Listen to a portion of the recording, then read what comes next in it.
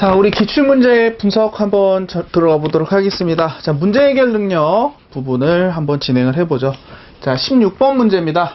자, 다음 문제에서 설명하는 문제의 유형으로 옳은 것을 고르시오 라고 얘기를 했어요. 일반적으로 이렇게 기본 개념과 관련된 모듈형 파트에 해당이 되는, 모듈형에 해당이 되는 이론 문제들은 기본적으로 내용일치 문제 타입을 많이 출제할 수밖에 없습니다. 자, 그래서 여러분들이 처음 이 지극기초 능력을 준비하실 때 기초이론에 대한 부분들을 확실하게 다져두시면 의외로 쉽게 맞출 수 있는 파트에 해당이 된다라고 보시면 될 것 같아요.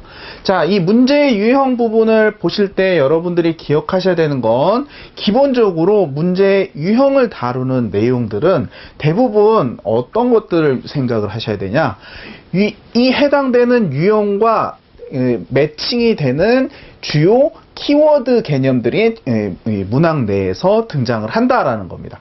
대표적으로 발생형 문제 같은 경우에는 문제가 이미 발생했다라고 이야기를 하고 있는 거죠. 그러니까 발생한 문제에 후속 조치를 하는 개념에 가깝습니다. 즉, 이 원인이 무엇이고 그 원인에 대한 적절한 대응을 하는 형태의 부분이기 때문에 원인지향적 문제라고 표현을 하고요. 문제 자체가 이미 드러나 있으니 특별히 문제를 찾을 필요가 없죠. 이 드러난 문제를 찾는 거기 때문에 드러난 문제를 해결하는 거기 때문에 우리가 일반적으로 발생형 문제를 이야기할 때 이미 드러나 있는 부분에 조치를 취하는 형태의 대응을 보이곤 합니다. 반면에 탐색형 문제 같은 경우에는 그렇지 않죠. 탐색형 문제는 지금 현재는 문제가 크게 없어 보이고 혹은 정상적으로 잘 진행이 되는 것처럼 보이지만 이 잘 보이지 않는 속에 혹시라도 있을 수 있는 여러 가지 문제들을 바꿔 나가는 형태가 되죠. 그렇기 때문에 현재 상황보다 좀 더 나아지길 바라는 형태의 문제 처리 방식이라고 보시면 됩니다. 자, 그렇기 때문에 일반적으로 개선이나 혹은 어떤 뭔가를 향상시키는, 현재보다 미래가 좀 더 나아지게끔 바꾸게 하는 형태의 문제에 가까워요.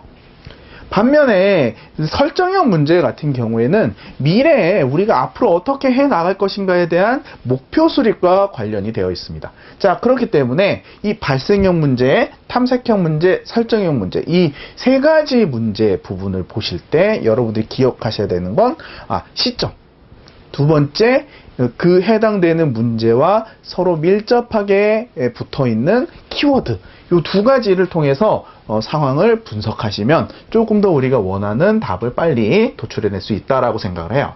자, 그래서 이 문제를 한번 보시면, 자, 미래 상황에 대한 대응하는 장래의 경영 전략상 문제로 경영 전략이라는 표현이 나왔죠. 자, 그리고 어떻게 할 것인가에 대한 문제들을 의미한다. 자, 미래지향적 미래라는 표현이 나왔습니다. 자, 현재보다는 미래에 대한 상황을 이야기를 하는 거죠. 새로운 과제나 목표를 설정을 했다. 여기서 이제 확실하게 드러나네요.